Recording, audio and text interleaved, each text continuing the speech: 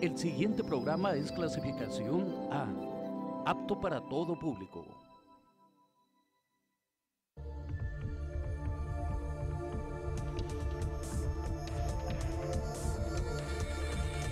UACJ-TV presenta. Amigos, ¿qué tal? Bienvenidos, qué bueno que nos acompañan a esta emisión de Énfasis. Les saludamos desde 44.3 UACJ-TV. Comenzamos la emisión del día de hoy.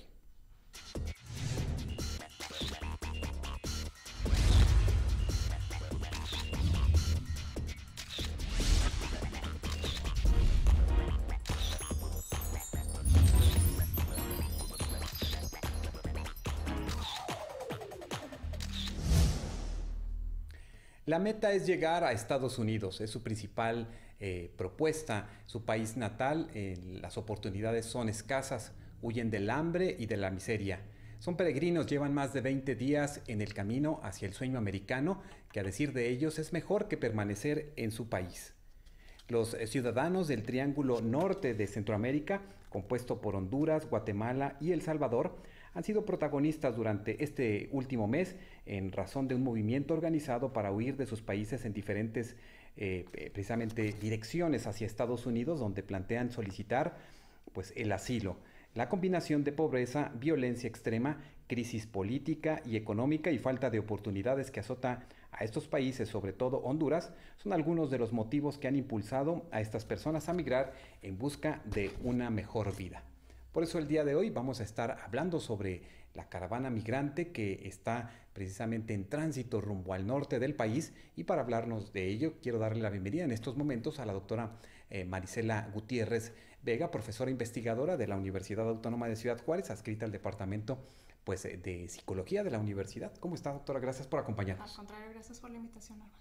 Así es, hemos encontrado esta caravana que viene desde Centroamérica. Hemos observado que ha trazado casi ya la mitad del país, pero observamos que en este proceso vienen personas de todo tipo y realizó usted unos estudios precisamente relacionados con la ansiedad en adolescentes migrantes, un estudio en la frontera norte de México, y nos gustaría que nos hablara un poco sobre todo este proceso de desarraigo que viven estas personas que vienen ahora en tránsito y que es difícil poder entender cómo dejan sus lugares de origen, y sabemos algunas de las causas.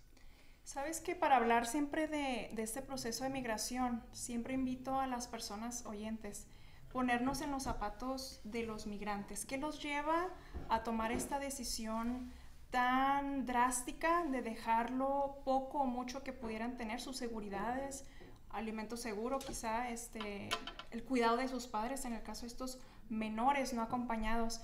Es una travesía que no nos imaginamos por lo que pasan. Algunos de estos adolescentes que entrevistaron mis alumnos, este trabajo que bien comentas fue en colaboración con 2 alumnos de tesistas, y tuvieron acceso a ellos a entrevistar a 86 menores migrantes no acompañados. Si bien la mayoría eran hombres, también había mujeres, y sin embargo la mayoría son hombres. Se les entrevista, se les hace cuestionamientos. ¿Qué te llevó a salir de tu casa ya tú solo, por tu propia cuenta? Y se les aplica también un instrumento de ansiedad. Es un instrumento muy breve en el que ellos contestan, o sus opciones de respuesta es sí y no. El instrumento se divide en presiones socioculturales, ansiedad total, encubrimiento de mentira, que no es más que otro mecanismo de defensa de encubrir su ansiedad. Y lo que encontramos es que estos migrantes menores no acompañados, fíjate, hicimos una división de 3 grupos. Decidimos separar a los migrantes centroamericanos, separar a los migrantes nacionales de aquí de nuestros estados, principalmente del sur, y agrupamos a los migrantes locales de aquí de nuestra ciudad Juárez, y decidimos analizar sus niveles de ansiedad y comparar estos 3 grupos. Encontramos que los migrantes nacionales, es decir, de nuestros estados del sur, presentan mayores niveles de ansiedad, de preocupación social. ¿Por qué? Porque estos menores se adjudican el papel de proveedor en sus casas. Entonces, al no encontrar oportunidad, muchos de ellos no estudian, empiezan a trabajar en el campo y ven que no es suficiente el sustento para su familia, su mamá, sus hermanitos. Ellos deciden a veces seguir el ejemplo del padre, que muchas veces ya el padre ya emigró, el abuelo, el tío, entonces ellos deciden también tomar esta decisión. Otro dato interesante, los menores de aquí de nuestra ciudad, de aquí de Ciudad Juárez, los menores migrantes no acompañados, empiezan a hacer esta actividad de cruzar de manera ilegal a una edad más temprana que los migrantes nacionales y los extranjeros. Y los migrantes extranjeros, centroamericanos en su mayoría, como los migrantes que vienen en esta caravana, que escuchando reportes se habla de 106 menores no acompañados, que muy bien podríamos extrapolar estos resultados a un reflejo de lo que se espera de estos menores que vienen en la caravana. Estos migrantes centroamericanos presentan mayor nivel de ansiedad comparado con los nacionales y nuestros locales aquí. Claro, porque vienen solos, vienen en esta, es. pues, en esta caravana, en esta multitud, y me imagino aquellos niños o aquellos adolescentes que vienen acompañados, pues vienen protegidos por su papá, por su mamá o algún familiar, y esto pues agudiza también y pone un foco de atención. Ya las autoridades pues están atentas, hay precisamente asociaciones de derechos humanos que van acompañando esta caravana y que van dándole seguimiento a estos menores, y pues estima que esta caravana migrante llegue pues a varios lugares de la zona norte del país, y precisamente en Tijuana, cómo se están preparando, cómo está pues esta situación de preparación, porque es inminente la llegada de muchos de estos migrantes, no solamente a Tijuana, también a Ciudad Juárez. Y quiero agradecer en estos momentos esta comunicación que tenemos con la maestra Inés Barrios de la O, profesora investigadora del Colegio de la Frontera Norte en Tijuana. Inés, buenas tardes, ¿nos escuchas? Buenas tardes, Armando, sí, los escucho, ¿cómo están? Muy bien, ¿no? Muchas gracias. Pues háblanos sobre cómo estás observando los preparativos, qué está sucediendo en Tijuana ante la inminente llegada pues de todos estos hombres y mujeres que en esta primera caravana están a punto de llegar en días, pero también ya viene una segunda y quizás una tercera caravana migrante. ¿Cómo estás observando qué está sucediendo en Tijuana?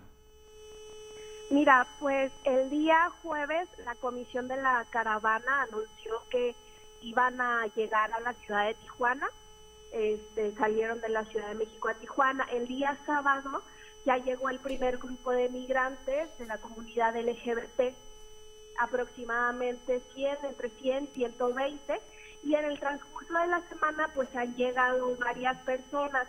El total más o menos que se calcula que han llegado en la caravana que ingresó el 19 de octubre al territorio nacional, se calcula que son aproximadamente 480 personas.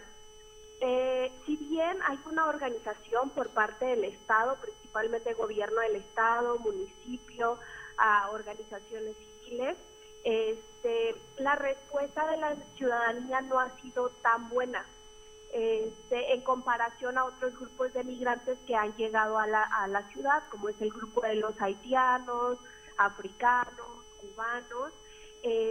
Y desafortunadamente, déjame te cuento que el día de ayer hubo un altercado por parte de la ciudadanía con los migrantes. Estos migrantes están llegando a una delegación que se llama Playas de Tijuana, donde está el muro. Yo creo que una imagen muy reconocida de ahí es donde está el mar que divide el mar México, Estados Unidos. Por una cuestión simbólica y política, estos migrantes llegaron ahí a Playas de Tijuana. El día de ayer, inicialmente al mediodía, hubo un enfrentamiento porque algunos miembros de la caravana desafortunadamente subieron al muro, empezaron a quitar mallas y llegaron autoridades militares y CBP. Posteriormente, un grupo de vecinos de Playas de Tijuana hicieron una marcha, alrededor de 200 vecinos, para manifestarse con las autoridades de la inconformidad que tenían de que estuvieran personas de la caravana dentro de la delegación, y finalmente alrededor de las 11 de la noche hubo un enfrentamiento ya entre vecinos y migrantes de la caravana. Correcto, pues indudablemente esto se agudiza también en Tijuana porque ya hay un gran número también de anteriores caravanas como la que comentan los haitianos que luego ya se instalaron, muchos de ellos en un buen número en Tijuana. ¿Cómo observas que las autoridades de gobierno municipal están atendiendo este fenómeno? Y también cómo observas en relación a otras caravanas que han llegado, porque observamos que precisamente el punto xenofóbico está siendo pues muy grande en este flujo migratorio que estamos viendo en estos momentos. Sí, mira, como te menciono, lo que pasa con esta caravana es el volumen. Hay que recordar que no es el primer movimiento social de caravanas que se da de Centroamérica hacia la frontera norte de México para pedir asilo político. Incluso en el mes de abril llegó una caravana a la ciudad de Tijuana, donde fueron atendidos. Ahorita hay una vinculación y organización entre el municipio, el Consejo Estatal de Atención a Migrantes de Baja California y la Coalición Pro Defensa del Migrante, que es un ente donde se organizan la mayoría de las asociaciones civiles de atención a migrantes en Tijuana. Entonces hay una vinculación entre ellos para atender inicialmente pues la cuestión de ayuda emergente y humanitaria a estas personas, tratar de coordinarlas para el proceso de petición de la solicitud de asilo político. Sin embargo, creo que ahora esta caravana fue extraordinaria por el hecho de la organización. Te digo, la caravana como madres de migrantes desaparecidos en tránsito por México, Vía Crucis Migrante, que llegan año con año a la frontera norte. Siempre hay una organización y vinculación con asociaciones civiles en México. Incluso hay una notificación de las caravanas y organizaciones ante el Instituto Nacional de Migración que van a cruzar, que vienen en tránsito, pero desafortunadamente esa caravana no fue así. Incluso ahora en Tijuana pues estamos observando que los migrantes ni siquiera están informados, no sabían el proceso que iban a tener cuando estuvieran en tránsito y tampoco tienen el conocimiento sobre los protocolos de petición de asilo político hacia Estados Unidos. Entonces, creo que eso es lo que caracteriza y de cierta manera eso hace que la reacción de la ciudadanía con un sesgo xenofóbico, racista, que no se había visto en otros momentos, particularmente en la ciudad de Tijuana. Correcto, pues estamos atentos de cómo se desarrolla precisamente todo esto, Inés, y bueno, también entender que muchos de ellos quizás no llegarán a Estados Unidos y también quizás recurran al asilo o al refugio, a solicitar como refugiados también a México. Sí, así es. Mira, una de las cuestiones que yo comentaba con ustedes anteriormente es que normalmente la narrativa o el discurso de las autoridades mexicanas siempre daba prioridad a la defensa y garantizar los derechos humanos de los migrantes. ¿Por qué? Porque su perspectiva era que México solamente es un país de tránsito. Entonces, al ver los cambios y la militarización y reforzamiento tanto de la frontera así como de las políticas migratorias de Estados Unidos, se han dado cuenta de que México se va a convertir en un país de destino para estos migrantes. Entonces, ya el argumento de que priorizaba los derechos humanos ahora cambia a un contexto de seguridad nacional, y eso lo vimos sin duda, creo todos los medios de comunicación lo reportaron el 19 de octubre que llegaron estos migrantes y cuál fue el recibimiento de las autoridades mexicanas. Entonces dices, ¿dónde queda el discurso de garantizar los derechos humanos de estas personas cuando lo reciben con motines, gases lacrimógenos, entre otros protocolos que implementaron? Inés, pues te agradecemos esta comunicación y muchas gracias por compartirnos este reporte desde Tijuana, y pues estamos en esta comunicación. Claro que sí, Armando, hasta luego. Hasta luego, la maestra Inés Barrios de la O, profesora investigadora del Colegio de la Frontera Norte en Tijuana, especialista con sus líneas de investigación de mercado laboral, flujos migratorios y desarrollo económico. ¿Cómo observas esta situación que nos va narrando la maestra Inés? Pues mira, hablando desde la perspectiva psicológica, que muchas veces se nos olvida ver este fenómeno de la migración desde ese lado, desde el lado humano. No nos olvidemos que la migración no es nada más hablar de política, hablar de economía. Nos falta ver este lado humano y psicológico de las personas que vienen, que si bien vienen huyendo de la violencia, vienen huyendo de situaciones de precariedad, bueno, creo que todos tienen derecho a buscar ese bienestar. Y fíjate que precisamente hablando de esta xenofobia, vamos a conocer un poco sobre lo que la CONAPRED precisamente está pues reflexionando sobre los mitos y realidades de esta caravana migrante con personas refugiadas. Con el propósito de desmontar los prejuicios y estereotipos en torno a la migración y los migrantes, el Consejo Nacional para Prevenir la Discriminación presentó el documento Mitos y Realidades sobre la Caravana Migrante y las Personas Refugiadas.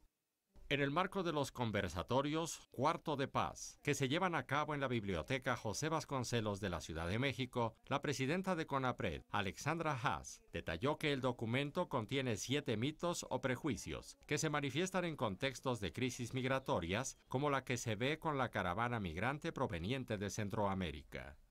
Nosotros aquí lo que queremos insistir, y lo dice el documento, es muchas de las personas que vienen de situaciones de violencia, igual que personas de México huyen de situaciones de violencia. Y no por vivir en países donde puede haber desafortunadamente situaciones de violencia, quiere decir que las personas, todas ellas que provienen de ahí, son personas delincuentes. Expuso que entre los prejuicios más frecuentes está el que tiene que ver con que los migrantes quitarán empleos a los mexicanos, ante lo que sostuvo que el país, al ser la economía número 13 a nivel mundial, tiene los recursos para darle acogida a quienes lo necesitan. Somos un país de más de 120 millones de habitantes, somos la 13ª economía del mundo, tenemos un territorio inmenso, una diversidad biológica grandísima. No podemos pensar que ni 7, ni 10, ni 15, ni 20, ni 50,000 personas nos van a quitar los empleos, van a ser una amenaza a nuestra economía. México tiene recursos, lo que tiene también es desigualdad, eso es cierto, la desigualdad lacerante, que nos duele y nos molesta a todas y a todos. Pero eso no quiere decir que no tengamos recursos y que no tengamos vías para darle acogida a las personas que la necesitan. En el conversatorio también participaron organizaciones de la sociedad civil, así como el Sistema Nacional de Protección Integral de Niñas, Niños y Adolescentes, dependiente de la Secretaría de Gobernación, quien señaló que en el caso de los infantes, los comentarios se han caracterizado por el no reconocimiento de sus derechos e incluso su invisibilidad. Muchas veces no se preguntan qué circunstancia debió de haber estado viviendo cada niño, cada niña, para atreverse a caminar solo kilómetros y kilómetros y abandonar su casa, su familia. Y en ese sentido tampoco tenemos un reconocimiento a nuestro propio marco legal. La Constitución, la Ley General de Derechos de Niñez y Adolescencia, la Ley Federal para Prevenir y Eliminar la Discriminación, hablan de que cualquier persona que viva o cruce por México tiene los mismos derechos. Con información de Susana Cerezo e imágenes de Caroline González, Notimex. Precisamente, pues, romper estos paradigmas, estos prejuicios que se encuentran ahora en esta caravana migrantes es difícil. Nosotros que estamos en frontera, pues también estamos encontrando y escuchando muchos de estos rechazos a las personas que vienen en tránsito y llegarán algunas a Tijuana, algunas a Ciudad Juárez. Se integra con nosotros en estos momentos el padre Javier Calvillo, director de la Casa del Migrante. Padre, ¿qué tal? ¿Cómo está? Buenas tardes. Hola, ¿qué tal? Buenas tardes. Gracias por la invitación. Pues va llegando de Chihuahua, donde Sí. tienen una reunión porque también la Iglesia Católica en México tiene una preocupación importante y se atienden a partir de las casas de los migrantes o espacios a muchas de las personas. Háblenos sobre qué diagnóstico están haciendo desde esta visión de Iglesia. Bueno, hay que reconocer que la Iglesia nos invita a trabajar desde el sur, centro y norte, pero nos invita de una manera como provincia. Entonces, la provincia de Juárez la formamos 6 diócesis. Entonces, hay que juntarnos, hay que ver qué tenemos cada uno. Por ejemplo, la diócesis de Parral no es destino. La diócesis, por ejemplo, de Tarahumara tampoco va a ser destino. a lo mejor la de Cuauhtémoc tampoco, pero la iglesia pide que aunque no seas de destino, sí puedas ser solidarias con aquellos que pueden ser de paso o que pueda ser de fin, como ejemplo Juárez o Chihuahua. Entonces, ¿cómo juntos poder trabajar? Y aunque no lleguen conmigo, yo puedo participar donando ropa, algunos alimentos y ser solidarios con aquellos diócesis que puedan tener más este impacto. Ustedes ya están teniendo el impacto en Casa del Migrante aquí en Ciudad Juárez. Háblenos sobre cuántas personas están llegando, cómo están llegando, porque estamos hablando de que el tránsito, el trayecto es muy largo y ya Ciudad Juárez hemos tenido estas heladas, estos fríos y ellos no están acostumbrados. ¿Cómo están llegando las personas? Bueno, lo que pasa es que en semanas pasadas alarmó ahí un poquito por la gente que estaba en el Puente Santa Fe y en el Puente Zaragoza. Entonces, yo creo que ver 200 personas por acá, 400 personas que vienen a pedir asilo político, refugio, alarma, pero en realidad es algo que se vive en la frontera. Por ejemplo, los deportados. Ahorita no se está deportando por ninguna frontera, solamente por Ciudad Juárez. Entonces, a la semana se reportan entre 600 o 900 deportados, paisanos nuestros. Entonces, es otra cara que a lo mejor nadie le ha puesto atención y más en el cambio hay muchos retos y muchos conflictos. Pero bueno, yo creo que eso es una realidad que se vive. Esto que está pasando, esto que está ahorita, la frontera siempre tendrá actividad, siempre tendrá esa migración.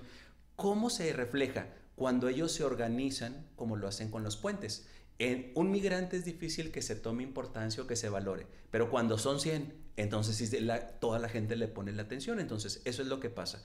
¿Qué hubo entonces aquí? Bueno, pues hay que hablar con ellos, hay que juntar con algunas organizaciones de gobierno o no de gobierno, llegar a un acuerdo, buscar soluciones con la personal de Estados Unidos y decir, ok, esto te ofrecemos, si tú aceptas, esto también. Irte al albergue, protegerte del clima, la temperatura, es peligro por los bebés, por los niños, por los ancianos, por los enfermos, y eso es lo que pasa pues ahorita en la Casa del Migrante. Por ejemplo, ahorita tendremos entre 190 a 220 migrantes, ¿verdad? Que es lo que tenemos de Rusia, de Cuba, de Venezuela, de Guatemala, de Honduras, de El Salvador y por supuesto también gente de México.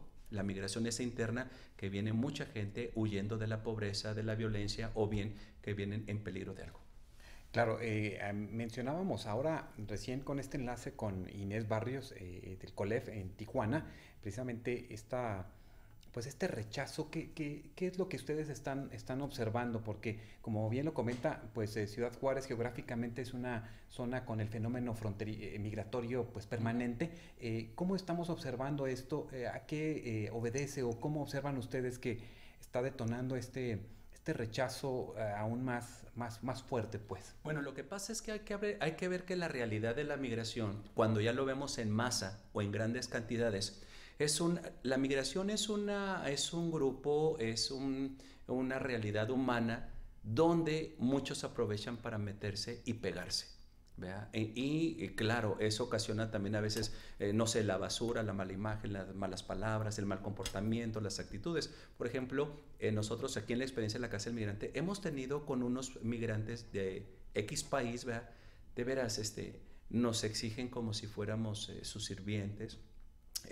Nos gritan como si fuéramos el detalle, ¿verdad? Pero, claro, el hecho de que sean 10 o 15 no quiere decir que los otros 140 son muy buenos. Y aunque hemos visto todos estos mensajes de gente que está en contra de la migración, también han salido otros donde han visto la cosa buena o la cosa bella que traen los migrantes, que es decir, el verdadero migrante es aquel que cuida, que valora, que respeta, ¿verdad? Y que busca lo menos es llamar la atención, porque eso no le conviene a él. Precisamente ustedes en Casa del Migrante generan pues también un protocolo interesante de dar información a los migrantes sobre sus derechos humanos también. Sí. ¿Cómo observa que están llegando estas personas? ¿Están teniendo información clara de lo que tienen que hacer para cruzar, para pedir ese asilo o para estarse ya en la ciudad donde, por ejemplo, en Juárez? O sea, ¿cómo los observan ustedes de información? Bueno, yo creo que es interesante. La Casa del Migrante tiene lo que es la casa, pero también tiene el área de derechos humanos que van juntos para poder hacer un poquito más integral lo que hay.